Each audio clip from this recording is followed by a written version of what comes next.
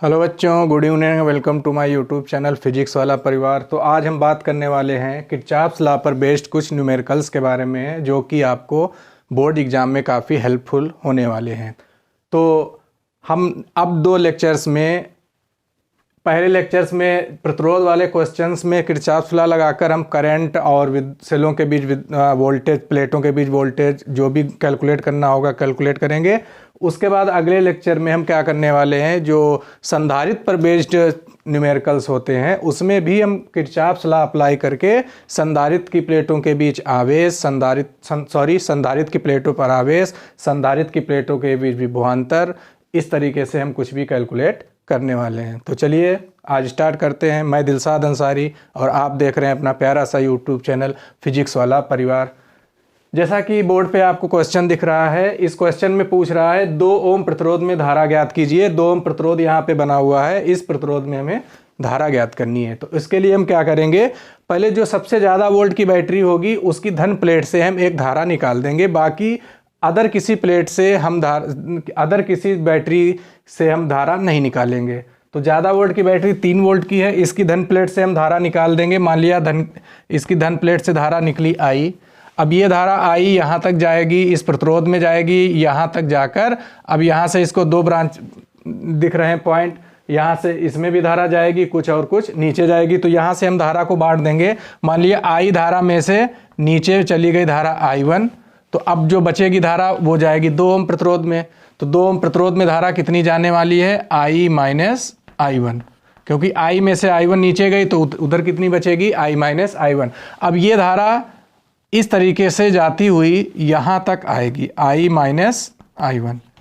हमें दूसरी बैटरी को नहीं देखना है, लेकिन जब हम किरचॉफ्स लॉ लगाएंगे तो उसकी जब हम इक्वेशन बना रहे होंगे उसमें हमें ध्यान रखना है कि हमें सेल का पॉजिटिव टर्मिनल लेना है कि निगेटिव टर्मिनल लेना है। तो अब ऊपर से धारा कितनी आ रही है, I1, यहाँ तक धारा I1 आएगी, और ये कितनी है, I माइनस I1। तो ये दोनों E पर जुड़ेंगी तो I1 और I माइनस I1 जुड़ेंगी तो I1 कैंसिल, क्या बचेगा, I।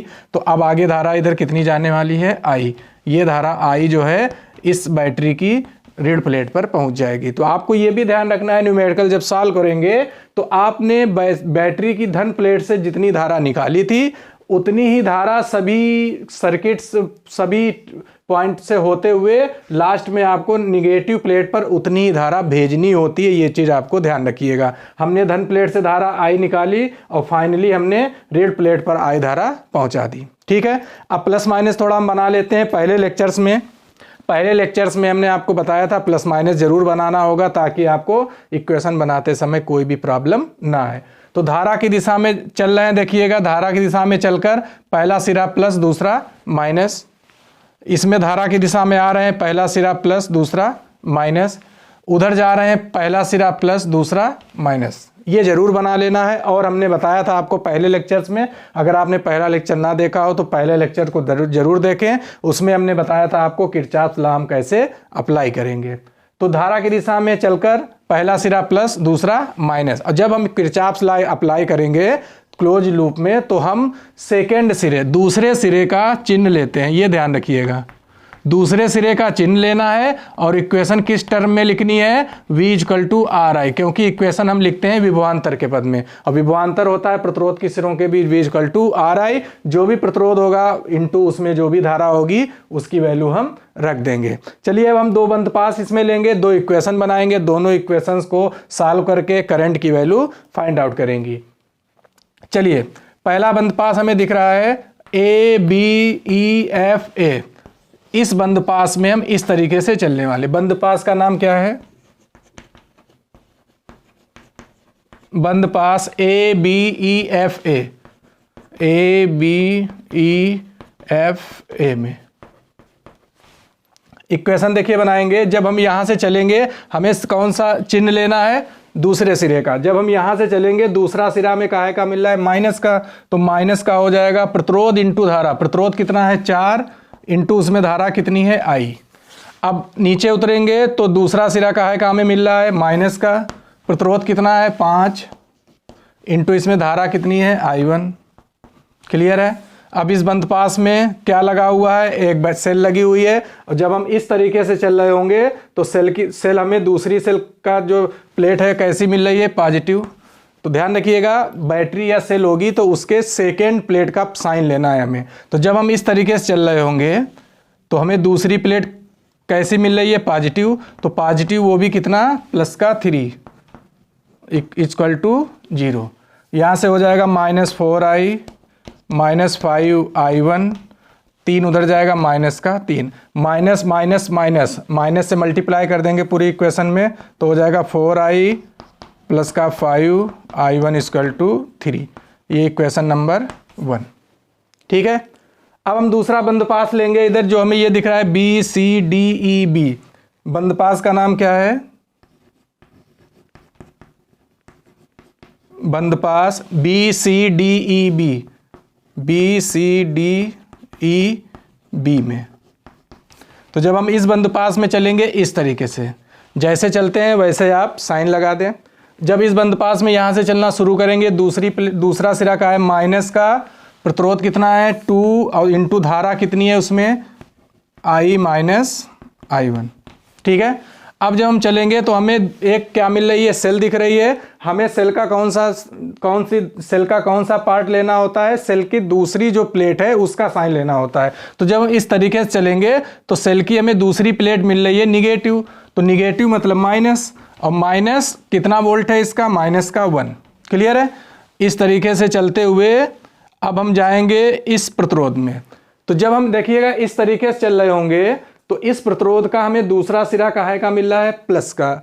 इस चीज को आपको ध्यान रखना है। तो प्लस का होगा 5 इंटू, इसमें धारा कितनी है, 5 इंटू I1 इक्वल टू 0। सबका अलजेब्रिक सम 0। मल्टीप्लाई करेंगे माइनस का 2i प्लस का 2i1, -1 उधर ले जाएंगे, इधर आ जाएगा, और प्लस का 5i1। तो I1 और ये कितना हो जाएगा, 7i1 माइनस का 2i equal to 1। Equation number 2। अब इक्वेशन 1 एंड 2 को हमें सॉल्व करना है। किस तरीके से सॉल्व करेंगे ये आप पे डिपेंड करता है। इक्वेशन 1 एंड 2 क्या करने वाले हैं, इक्वेशन 1 में हमें दिख रहा है 4i, और इसमें कितना दिख रहा है, माइनस का 2i।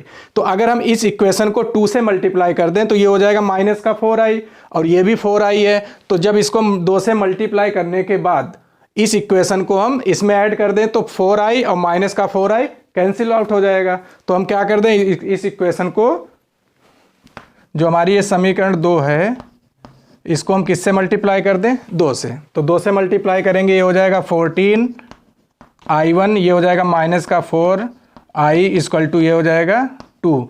ये बन जाएगी इक्वेशन नंबर 3।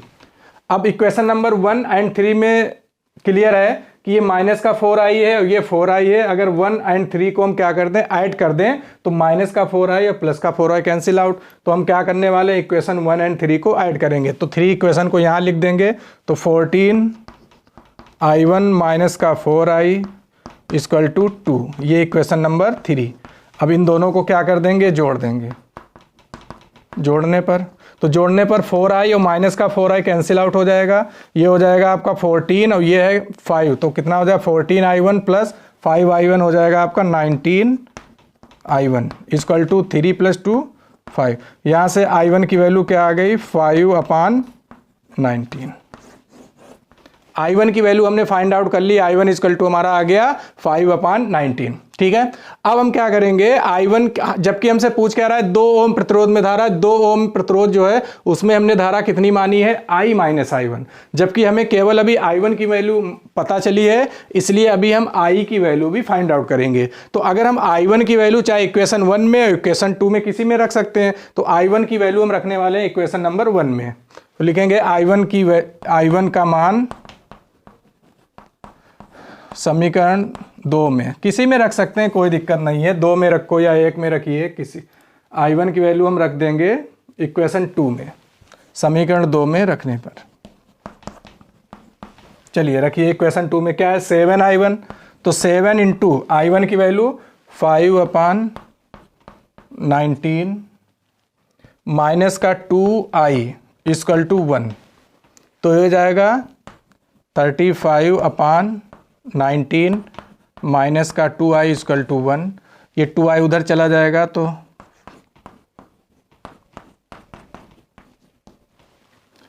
कहीं पर भी इसको सॉल्व कर लेते हैं, इसको हटाते हैं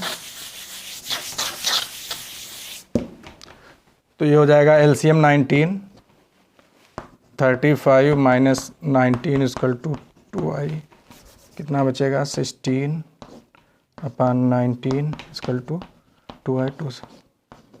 तो i इक्वल टू आ जाएगा हमारा 8/19।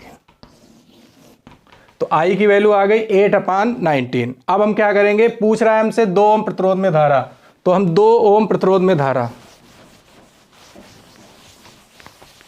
अरे ये वैल्यू कितनी थी, चलो ठीक।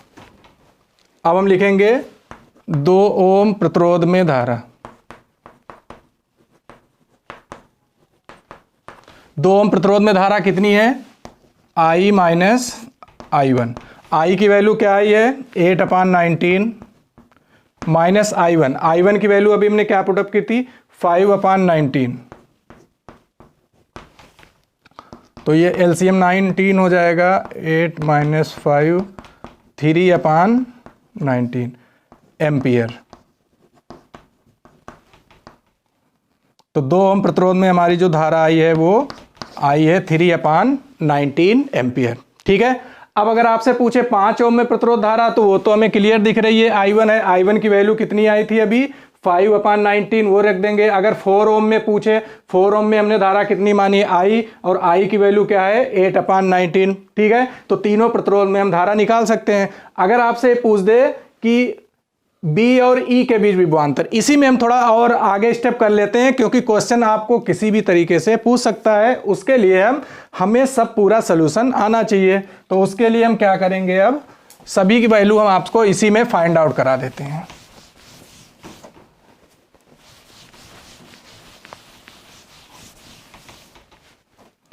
अगर आपसे पूछ दे कि B और E के बीच विभवांतर, B और E के बीच विभवांतर, तो हमने आपको पहले लेक्चर में बताया था कि जब किन्हीं 2 बिंदुओं के बीच विभवांतर पूछेगा, अगर B और E के बीच पूछ रहा है, तो हम शुरुआत कहाँ से करते हैं, B का विभव लिखकर आगे बढ़ते हैं। दूसरा सिरा काहे का दिख रहा है, माइनस का RI, 5 इंटू धारा कितनी है इसमें I1, और B और E के बीच केवल एक ही प्रतिरोध लगा हुआ है, तो B से शुरू करेंगे, प्रतिरोध में सब लिख देंगे। दूसरा सिरा माइनस का है 5 इंटू I1, और जब हम E पर जाएंगे तो बराबर के उस तरफ विभव लिखेंगे, तो बराबर का लिख देंगे VE। तो VB -5 इंटू I1 की वैल्यू अभी क्या आई थी 3/19, सॉरी हमने डिलीट कर दिया, हटा दिया है उसको। तो आप देख लीजिएगा I1 की वैल्यू शायद थी 3/19 इक्वल टू V। तो ये हो जाएगा आपका VB -15/19 इक्वल टू V। तो VB इसको इधर लाएंगे, माइनस का V इक्वल टू 15/19, मात्रक हो जाएगा वोल्ट। तो B और E के बीच विभवांतर कितना है 15/19 वोल्ट। इस तरीके से आप किसी भी 2 बिंदुओं के बीच विभवांतर लिख सकते हैं। बस ध्यान ये रखना है, अगर आपसे पूछ दे A और C के बीच विभवांतर, केवल हम इक्वेशन बता दे रहे हैं, आप उसको आसानी से सॉल्व कर लीजिएगा। अगर आपसे पूछ दे A और C के बीच विभवांतर, तो A और, अच्छा एक बात बताइएगा, B और E के बीच क्या लगा हुआ है, एक प्रतिरोध, तो B और E के बीच तो हम विभवांतर आसानी से ओम के नियम से निकाल सकते थे, V इक्वल टू RI लगाकर। लेकिन ये हम आपको हमने ये क्यों बताया, इसलिए बताया क्योंकि जब थोड़ा कठिन सर्किट दिया होगा, उस कठिन से सर्किट के किन्हीं 2 बिंदुओं के बीच अगर आपसे विभवांतर पूछेगा, तो आप ओम्स लॉ अप्लाई नहीं कर सकते। जब ओम्स लॉ अप्लाई नहीं कर सकते, तो आप तुरंत जाएंगे किरचॉफ लॉ के पास। तो किरचॉफ लॉ कहता है कि अगर A और C के बीच विभवांतर पूछ रहा है आपसे, तो A से चलिए, A का विभव लिखिए, दूसरा सिरा माइनस का, प्रतिरोध कितना 4 इंटू धारा है उसमें I, फिर आगे बढ़िए, इस एक और प्रतिरोध मिलेगा जिसका दूसरा सिरा माइनस का है, माइनस का प्रतिरोध कितना है RI। हमेशा इक्वेशन लिखना है प्रतिरोध इंटू धारा। तो प्रतिरोध कितना है, R मतलब 2 इंटू धारा कितनी है इसमें, I माइनस I1, और लास्ट में जब उस बिंदु के पास जाएंगे बराबर के उधर लिख देंगे, तो VA और VC जब इधर उठा के लाएंगे तो VA माइनस VC, वही आपका हो जाएगा A और C के बीच विभवांतर। बाकी सब वैल्यू पुटअप कर देंगे, हमें VA VC इधर लाएंगे माइनस का VC बराबर, ये उधर जाएगा प्लस का 4I और प्लस का 2I माइनस I1। बाकी सब I1 और I की वैल्यू पुटअप करने के बाद हमें A और C के बीच भी विभवांतर कैलकुलेट हो जाएगा। इसीलिए हमने आपको बताया है किन्हीं दो बिंदुओं के बीच विभवांतर निकालना हो, आप इस नियम का फॉलो करिए, जहां से शुरुआत कर रहे हैं वहां चलिए, और जब आखिरी पॉइंट के पास जाएंगे उसको हमें लिखना है बराबर के उस तरफ। बाकी हमें चलते रहना है, RI लगाना है, दूसरे सिरे का साइन लेना है, दूसरा सिरा इधर ऐसे चलने पर माइनस मिल रहा था और आगे चलने पर इसमें भी हमें दूसरा सिरा माइनस का ही मिल रहा है। इस तरीके से हम किन्हीं दो बिंदुओं के बीच विभवांतर परिपथ में निकाल सकते हैं। क्लियर है? चलिए नेक्स्ट क्वेश्चन पे चलते हैं। नेक्स्ट क्वेश्चन है जो कि आप लोग देख रहे हैं, इसमें आपसे क्या पूछ रहा है, दोनों सेलों के सिरों पर वोल्टता मतलब वोल्टेज, मतलब जो दोनों सेलें होती हैं जो उनके टर्मिनल होते हैं, दोनों टर्मिनल के बीच विभवांतर। तो इस टाइप का क्वेश्चन आपका बोर्ड एग्जाम में आने की पूरी पॉसिबिलिटी है। इसको आराम से देखिएगा।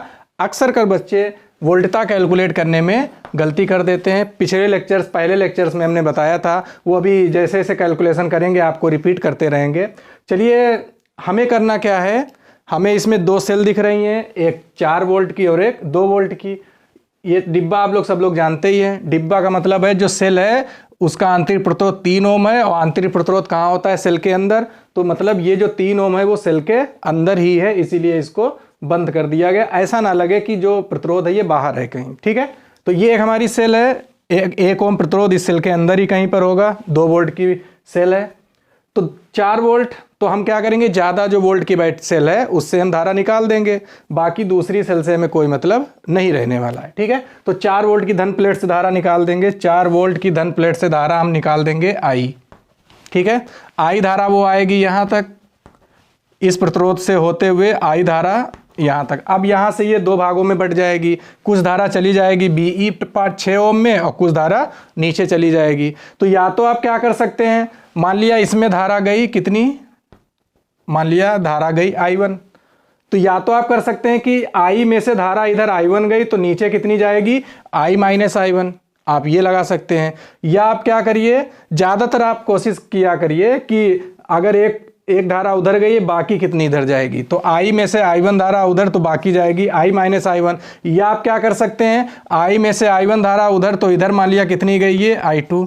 तो किरचॉफ का प्रथम नियम हम संधि पर लगा सकते हैं B पर, संधि की ओर आने वाली धारा I, दूर जाने वाली धारा I1 प्लस I2, मतलब I इक्वल टू हो जाएगा I1 प्लस I2। तो ये तो हमारी इक्वेशन नंबर 1 हो गया। ठीक है, अब ये I1 धारा चलेगी यहां तक आएगी, और I2 धारा इस तरीके से इसमें होते हुए I2 धारा या इसमें होते हुए यहाँ तक आएगी। अब यहाँ पर I1 और I2 दोनों मिल जाएंगी, क्योंकि हमने आपको बता रखा है कि आप सेल की धन पॉजिटिव प्लेट से जितनी धारा निकालते हैं उतनी धारा आपको ऋण निगेटिव प्लेट पर पहुँचाना भी है। तो यहाँ से I1 नीचे से I2 दोनों मिलकर क्या बन जाएंगी, I1 और I2 मिलकर क्या बन जाएंगे, I। तो I धारा ऊपर चली जाएगी और इस तरीके से I धारा सेल की निगेटिव प्लेट में पहुंच जाएगी। ये गलती आप मत करिएगा, जितनी धारा आप निकालते हैं धन प्लेट से उतनी धारा आपको पहुंचाना भी है ऋण प्लेट पर। तो I धारा हमने निकाली थी, I1 इसमें गई, I2 इधर गई, I2 यहाँ तक जाएगी, I1 यहाँ तक आएगी, I1 I2 मिलके I बनकर निगेटिव प्लेट में चली जाएगी। कोई डाउट नहीं होना चाहिए। अब हम प्लस माइनस बना लेते हैं प्रतिरोध में। तो प्लस माइनस, I धारा आ रही है, पहला सिरा प्लस दूसरा माइनस, I1 धारा इधर पहला प्लस दूसरा माइनस, I2 धारा इधर पहला प्लस दूसरा माइनस। इस तरीके से चलते प्रतिरोध जहाँ जहाँ दिखेगा प्लस माइनस, धारा की दिशा में चलकर पहला सिरा प्लस दूसरा माइनस। इस तरीके से चलते चलते ये पहला प्लस दूसरा minus, plus minus plus minus, ऐसे चलेंगे, ये प्लस ये माइनस। इस तरीके से हम सभी सेल के प्लस और माइनस, सभी प्रतिरोध में प्लस माइनस बना लेंगे। अब हम लगाएंगे Kirchhoff's law, Kirchhoff voltage law, KVL जिसको हम बोलते हैं। और एक बंद पास हमें दिख रहा है ऊपर छोटा सा ABEFA। चलिए बंद पास ABEFA में, तो यहां से शुरुआत करेंगे। साइन हमें काहे का लेना होता है, दूसरे सिरे का। तो जब यहां से हम चलेंगे दूसरा सिरा काहे का, माइनस का प्रतिरोध इंटू धारा, प्रतिरोध है 5 इंटू धारा है I, तो माइनस का 5 इंटू I, ठीक है। अब इसमें जाएंगे माइनस का 6 इंटू I1, माइनस का 6 इंटू I1। अब इसमें जाएंगे माइनस का 4 इंटू I, माइनस का 4 इंटू I। इस तरह से चलते चलते माइनस का 3 इंटू, माइनस का 3 इंटू धारा I। जब इधर चलते माइनस का 3 इंटू I, अब हम जब ऐसे चल रहे हैं तो दूसरी प्लेट हमें पॉजिटिव मिल रही है। पॉजिटिव मतलब प्लस का कितना है इसका वो विद्युत वाहक बल 4, और सबका सम कर देते हैं 0। माइनस का 5 माइनस का 4 तो 5 4 9 3 माइनस का 12I, अब माइनस का 6 I1, 4 उधर जाएगा माइनस का 4, तो माइनस का 12I, I की जगह पे हम रख सकते हैं I1 प्लस I2, माइनस का 6 I1 इक्वल टू माइनस का 4, तो ये हो जाएगा माइनस का 12 I1 माइनस का 12 I2 माइनस का 6 I1 इक्वल टू माइनस का 4, तो ये हो जाएगा माइनस का 18 I1 माइनस का 12 I2 इक्वल टू माइनस का 4। ये इक्वेशन नंबर 1 क्लियर है। अब हम दूसरे बंद पास में जाएंगे, BCDEB लिखेंगे बंद पास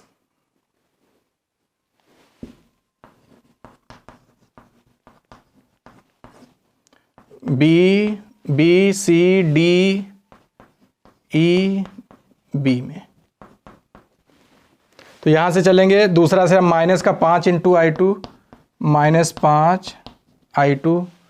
फिर इस तरह अब इधर से चलने पर हमें मिल रहा है दूसरा निगेटिव प्लेट, माइनस का विद्युत वोल्टेज विद्युत आवेश माइनस का 2। आगे बढ़ेंगे माइनस का 1 इंटू I2, फिर ऐसे आगे बढ़ते बढ़ते माइनस का 4 इंटू I2, माइनस का 4 I2। जब इसमें जाएंगे अब दूसरा सिरा हमें मिल रहा है प्लस का 6 into I1, 6 into I1 equal to 0। I1 कितने टर्म है इसमें, 6 I1 है, 5 1 6 4 माइनस के 6 I2, और 2 उधर जाएगा प्लस का 2 हो जाएगा, ठीक है। प्लस का 6 I1, 5 1 6 4 10, 6 I1 10 I2। ये इक्वेशन नंबर 2।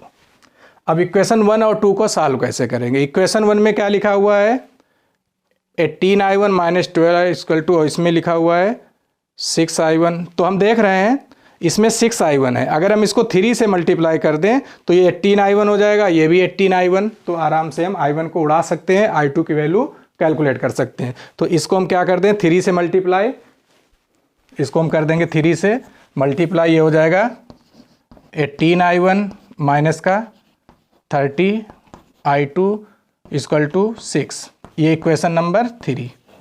अब इक्वेशन 1 एंड 3 दोनों को सॉल्व करेंगे। 3 को यहाँ पे लिखेंगे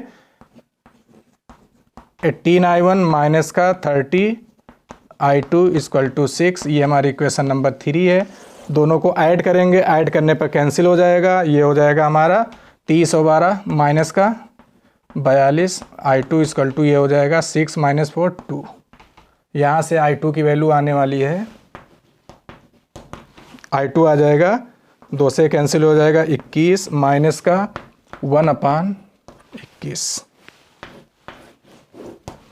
तो हमारी I2 की वैल्यू आ गई है माइनस का 1/21 21 एम्पियर। ठीक है, I2 की वैल्यू, अगर हम I2 की वैल्यू किसी में रख दें, चाहे इक्वेशन 1 में चाहे इक्वेशन 2 में, I1 की वैल्यू फाइंड आउट हो जाएगी। तो हम क्या करेंगे,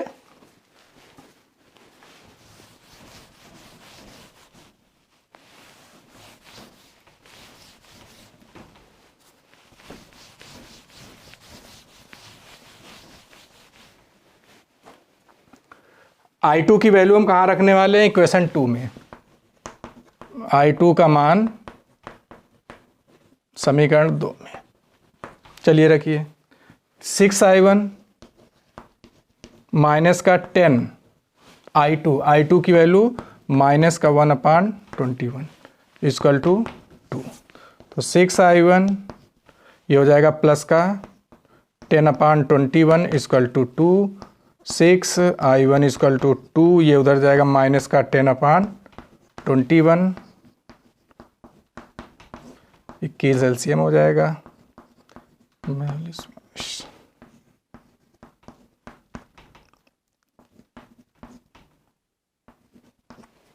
यहाँ से I1 आ जाएगा हमारा, ये 6 से कैंसिल आउट हो जाएगा, 2/21। I1 की वैल्यू हमने फाइंड आउट कर ली 2/21 एम्पियर। और हमारी इक्वेशन 1 क्या थी, इक्वेशन 1 हमारी बनी थी, अब इसको हम हटाते हैं, अब हम कैलकुलेट कर लेंगे।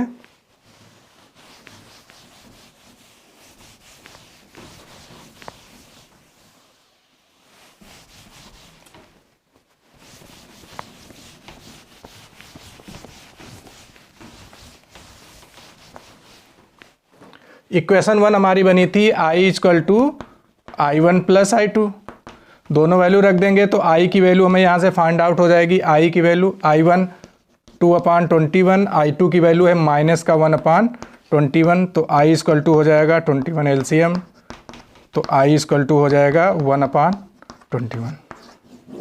कुछ बच्चे सोच रहे होंगे I2 की वैल्यू माइनस 1/21 का मतलब क्या है। जैसा कि हमने आपको बताया था कि हमने मान लिया था कि I2 करंट इस तरफ से आ रही है और इसकी पॉजिटिव प्लेट में जा रही है, जबकि I2 की वैल्यू निगेटिव हमें ये बता रहा है कि आपने सर्किट में I2 की जो डायरेक्शन शो की है, रियल में करंट उसके जस्ट अपोजिट फ्लो हो रही होगी। इसका मतलब हमने करंट I2 दिखाई है इस तरह आ रही है, जबकि रियल में करंट इस तरह फ्लो हो रही होगी। तो ये ध्यान रखिएगा, निगेटिव करंट का मतलब है कि जो हमने सर्किट में करंट की डायरेक्शन दिखाई है, रियल में करंट जस्ट उसके अपोजिट डायरेक्शन में फ्लो हो रही होगी। क्लियर है। अब क्वेश्चन में क्या पूछ रहा है, हमने सभी करंट की वैल्यू फाइंड आउट कर ली। क्वेश्चन में पूछ रहा है दोनों सेलों के सिरों पर वोल्टता ज्ञात कीजिए। तो दोनों सेलों के सिरों पर वोल्टता, अब अच्छा बताइएगा, जो 4 वोल्ट की बैटरी है, इसकी धन प्लेट से धारा I निकल रही है, I की वैल्यू कैसी है, पॉजिटिव। इसका मतलब I की वैल्यू जो हमने दिखाई है वो सही है, लेकिन I2 की वैल्यू माइनस है, मतलब समझ रहे हैं आप कि जो हमने दिखाई है जस्ट उसके अपोजिट फ्लो हो रही होगी। तो हमसे अगर पूछेगा, हम पहले निकाल लेंगे 4 वोल्ट की सिरों पर वोल्टता। जो 4 वोल्ट की सेल है, इसकी सिरों पर वोल्टता। सेल की पॉजिटिव प्लेट से करंट निकल रही है, हमने बताया था जब सेल की पॉजिटिव प्लेट से करंट निकलती है तो उसको हम बोलते हैं क्या, सेल डिस्चार्ज हो रही है। पहले लेक्चर में हमने आपको बताया था, जिसको समझ में ना आए वो आप पहला लेक्चर देख सकते हैं।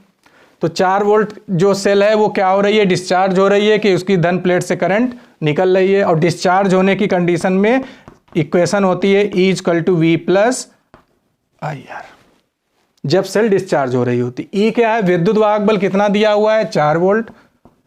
हमसे पूछ रहा है सेल की सिरों पर वोल्टता, मतलब दोनों जो सेल हैं, सेल की टर्मिनल विभवांतर जिसको हम V कहते हैं, V पूछ रहा है, प्लस I धारा कितनी है, I की वैल्यू 1/21 इंटू R आंतरिक प्रतिरोध 3, तो 3 से कैंसिल हो जाएगा 7, तो यहाँ 4, ये आ जाएगा 1/7, इधर आएगा -1 इक्वल टू V, तो ये हो जाएगा V इक्वल टू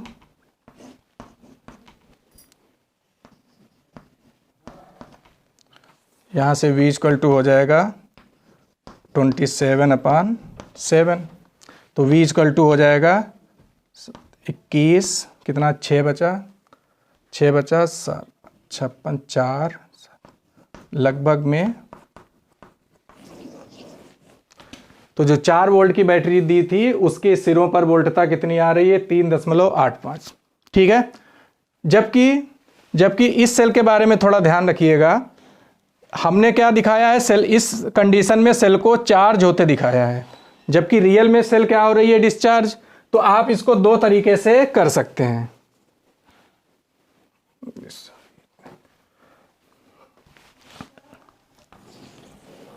इस समय हमने सेल को क्या दिखाया, चार्ज होते दिखा हुआ है। और जब सेल चार्ज हो रही होती है, चार्ज होने की कंडीशन में V इक्वल टू होता है E प्लस आई आर। हमने दिखाया है सेल को चार्ज होते हुए, ध्यान रखिएगा, क्योंकि सेल की धन प्लेट पे धारा जा रही है, कोई दिक्कत नहीं। सेल को चार्ज होते दिखाया है तो इक्वेशन तब होती है जब डिस्चार्ज होती है तो E equal to V plus I R, और जब सेल चार्ज हो रही होती है तो होता है V equal to E plus I R. तो V इक्वल टू ई, इसका कितना दिया था विद्युत बल 2 वोल्ट, तो 2 प्लस आई, इसमें धारा कितनी है 2, मतलब I का मतलब होता है जो धारा सेल में जा रही है या सेल से निकल रही है। क्लियर है। तो इस समय सेल में धारा जा रही है कितनी I2, तो I की जगह हम क्या रखेंगे I2, और जबकि I2 की वैल्यू क्या है -1/21। ये चीज ध्यान रखिएगा आप। ठीक है। इंटू R कितना है 1 ओम इंटू 1, तो V इक्वल टू हो जाएगा 2 - 1/21। इसको सॉल्व करेंगे, V इक्वल टू हो जाएगा 42 - 1 41। तो ये हमारा V इक्वल टू हो जाएगा 41/21 वोल्ट। इस तरीके से हम इसकी वैल्यू फाइंड आउट कर सकते हैं।